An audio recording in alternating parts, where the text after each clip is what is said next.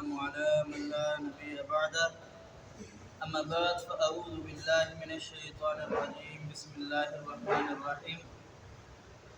إن الله يأمركم أن تؤدوا الأمانات إلى أهلها وإذا حكمتم بين الناس أن تحكموا بالعدل إن الله نعم ما يعظكم به إن الله كان سميعا بصيرا. إن الله يأمركم أن تؤدوا الأمانة إلى أهلها. یقیناً بے شک اللہ رب العالمین آپ کو حکم دیتا ہے کہ آپ امانتیں ان کے اہل کو، ان کے حقداروں کو لوٹا دیں. وَإِذَا حَكَمْتُمْ بَيْنَ النَّاسِ أَن تَحْكُمُوا بِالْعَدْلِ. جب آپ کسی دو شخصوں کے درمیان فیصلہ کرے تو انصاف اور عدل سے کام لے. ان اللہ نعم ما یعظکم بہ. اللہ رب العالمین یہ بہت ہی اچھی آپ کو نصیحت کرتا ہے. ان اللہ کان سمیعا بصیرا. یقیناً اللہ رب العالمین خوب سننے والا ہے اور خوب دیکھنے والا ہے.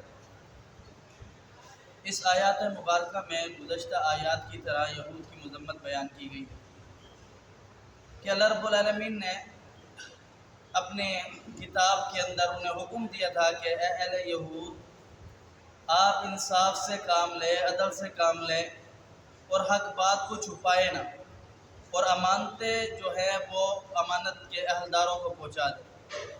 یہود میں ایک یہ بدترین خصلت تھی کہ وہ امانت میں بھی خیانت کرتے اور پھر عدل سے کام نہیں لیا کرتے تھے، انصاف سے کام نہیں لیا کرتے تھے.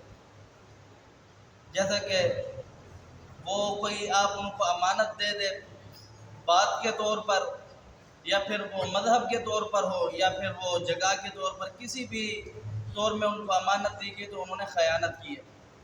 جیسے کہ اللہ رب العالمین نے انہیں کتاب دی، کتاب کے اندر حکم دیا کہ میرا نبی آئے گا، آخری اس کے بات کو ماننا ہے، ایسا دین ہوگا، اس پر چلنا ہے، عمل کرنا ہے. اس سے انکار کیا. اور جو پھر جس دین پر تھے وہ اپنے آپ کو جس دین پر رہنے کا حکم اور پابند قرار دیتے تھے، اس دین کے اندر بھی بگاڑ اور خرابیاں پیدا کی. جو چیز پسند آتی اسے دین بنا لیا، جو چیز نہ پسند آئے اسے دین سے نکال دیا، اور پیسے لے کر کے، رشوت لے کر کے غلط فیصلے کرتے تھے. تو اللہ رب العالمین نے مسلمانوں کو اس بات کی تلقین کی کہ اے مسلمانوں، آپ ایسا نہ بننا، آپ امانتیں ان کے اہلداروں کو پہنچا دو جس کا حق ہے. امانتیں کئی طرح کی ہوتی ہیں. کسی کو بات کے طور پر امانت دے دی کہ یہ بات میں آپ سے کر رہا ہوں، کسی اور سے نہیں کرنا، یہ امانت ہے. اس نے آپ کو اللہ کا واسطہ دیا ہے، آپ نے اس بات کو آگے نہیں پہنچانا. کوئی جگہ ہوتی ہے یا کوئی چیز ہوتی ہے، کسی بھی حوالے سے امانت ہو. نبی کریم صلی اللہ علیہ وسلم فرماتے ہیں کہ منافق کی جو خصلت ہے وہ 3 ہے. آیت المنافق ثلاث: اذا حدث كذب واذا وعد اخلف واذا اؤتمن خان. ان میں سے 2 خصلتیں یہ ہے کہ جب وعدہ کرتا ہے منافق وعدہ خلافی کرتا ہے، اور جب اس کو امانت دی جائے وہ اس امانت پورا نہیں اترتا، خیانت کرتا ہے. آگے رب تعالیٰ فرماتے ہیں کہ انصاف سے کام لو، عدل سے کام لو. وَإِذَا حَكَمْتُمْ بَيْنَ النَّاسِ أَن تَحْكُمُوا بِالْعَدْلِ. جب تمہیں کوئی فیصلہ بنایا جائے، فیصلہ کرنے والا بنایا جائے، تو تم عدل سے کام لو، انصاف سے کام لو. اس کے اندر حق درمی سے یا اپنی انا سے بغض اور کسی اور وجہ سے آپ غلط فیصلہ نہ کرنا، یا پیسوں کی وجہ سے یا دنیا کی لالچ کی وجہ سے. کیوں؟ اللہ کے رسول پیارے حبیب پیغمبر علیہ السلام فرماتے ہیں کہ اگر کوئی شخص مجھ محمد کریم صلی اللہ علیہ وسلم سے فیصلہ لے کر جا رہا ہے، میں نے اس کے حق میں فیصلہ کر دیا، جھوٹ بول کر کے جا رہا ہے، وہ یہ کہے کہ محمد کریم صلی اللہ علیہ وسلم نے میرے حق میں فیصلہ کر دیا ہے، تو وہ اپنے گلے میں آگ لے کر کے جا رہا ہے، آگ اپنے لیے لے کر کے جا رہا ہے. تو جب پیارے حبیب پیغمبر صلی اللہ علیہ وسلم یہ فرما رہے ہیں، اور غلط فیصلہ، لوگوں کی زندگیاں خراب ہو جاتی ہے غلط فیصلوں سے.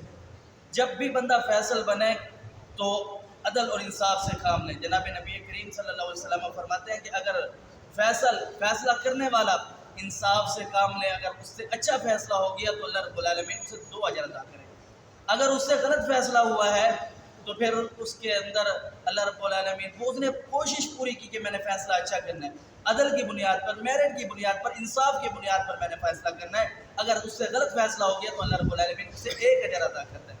لیکن اپنی طرف سے پوری کوشش ہونی چاہیے کہ میں انصاف کی بنیاد پر فیصلہ کروں، نہ کہ رشتہ داری کی بنیاد پر، نہ کہ یہ میرے جاننے والا ہے، اس بنیاد پر نہیں، اللہ سے ڈرتے ہوئے انصاف کی بنیاد پر فیصلہ کر۔ تو جناب نبی کریم صلی اللہ علیہ وسلم فرماتے ہیں کہ اگر کوئی غلط فیصلہ لے گیا تو مجھ سے آگ لے گیا ہے۔ اور امانت کا بھی یہود کی اللہ رب العالمین نے پورے قرآن میں مذمت بیان فرمائی ہے، پورے قرآن میں۔ لیکن یہود کا ایک بنی اسرائیل کا واقعہ ہے، ایک شخص آیا، اسے 1000 دینار ضرورت تھے، اور اسے پتہ چلا کہ فلاں شخص کے پاس ہے، کبھی دیکھا نہیں، بیٹھا نہیں، بات نہیں کی، وہ اس کے پاس چلا گیا اللہ کا نام لے کر کہ مجھے آپ سے 1000 دینار ضرورت ہے اور میں آپ کو لوٹا دوں گا۔ اس نے کہا کہ کوئی گواہ تو لے آؤ۔ اس نے کہا گواہ اللہ ہے، اور کوئی گواہ نہیں، میں آؤں نہ یا مجھے کوئی جانتا ہی نہیں ہے تو اور کس کو گواہ لے کر کے؟ اس نے کوئی ضامن لے آؤ، کوئی ضمانت دے دو، کوئی چیز دے دو۔ اس نے کہا ضامن بھی اللہ ہے۔ اس نے کہا چلو اللہ کا نام لے رہے ہو، دے دیا۔ وہ دریا تھا، دریا کے پار اس نے جانا تھا، چلا گیا۔ اب اس نے جو وقت طے کیا تھا کہ میں نے اس وقت میں آپ کو آپ کی امانت لوٹانی ہے، وہ شخص 1000 دینار لینے کے لیے وہ دریا کے کنارے پہنچ گیا، کہیں آ جائے، کہیں آ جائے، کہیں آ جائے، وہ نہیں آیا۔ اتنے میں وہ مایوس ہو کر کے جانے لگا، ایک لکڑی دیکھی تو اس لکڑی کو اٹھایا اور گھر لے کے جاؤں گا، آگ جلاؤں گا۔ جب اس لکڑی کو چیرا، اس کے اندر ایک خط ملا اور اس کے 1000 دینار ملے کہ میں کسی مجبوری اور وجہ سے نہیں آ سکتا، مجھے سواری نہیں مل رہی، میں نے آپ کے پیسے اس سمندر کے حوالے کر دیے ہیں، اللہ رب العالمین کا نام لے کر آپ کو انشاءاللہ پہنچ جائے۔ تو اس کو مل گئے۔ پھر کچھ دنوں بعد جب اس کو سواری ملی، وہ 1000 دینار لے کر کے واپسی آ گیا اس کے پاس کہ یہ آپ کے پیسے، بڑی معذرت کے ساتھ میں نہیں پہنچ سکا، بڑی مجبوری ہے، آپ کے پیسے تھے، آپ لے لیں۔ اس نے کہا آپ نے بھجوائے نہیں تھے؟ اس نے کہا نہیں میں نے نہیں بھجوائے۔ اس نے کہا اللہ نے پہنچا دیا، یہ آپ اپنے پاس پیسے رکھ لیں۔ دونوں کی ایمان کا لیول چیک کر لے، جس کو اللہ رب العالمین نے قرآن کریم میں باجا بجا مذمت بیان فرمائی ہے۔ لیکن آج ہم مسلمان اپنے ایمان کا جائزہ لیں، مسلمان اپنے نظریات کو دیکھیں کہ ہم کیا کر رہے ہیں۔ اللہ پاک سمجھنے عمل کی توفیق دے۔ اقول قولی ھذا استغفر اللہ لی ولکم۔